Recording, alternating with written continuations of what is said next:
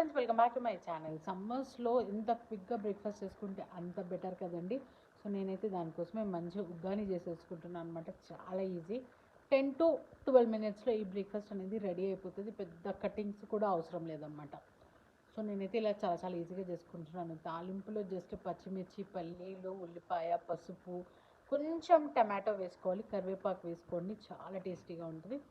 Tomato లేకపోతే ఆ పులుపు టేస్ట్ రాదనమాట. సో కొంచెం అంటే కొంచెం టమాటో, లైక్ ఒక 4 మెంబర్స్కి చేస్తున్నామంటే ఒక టమాటో వేసుకుంటే సరిపోతుంది. అండ్ మనకి మురమురలలో నార్మల్గా సాల్ట్ ఉంటుంది, కానీ కొంచెం వేసుకోవాలి, ఎందుకంటే మనం వాటర్లో వేసి తడుపుకుంటాం కదా, అప్పుడు సాల్ట్ అనేది వెళ్ళిపోతుంది అనమాట. సో కొంచెం సాల్ట్ యాడ్ చేసుకుంటున్నాను.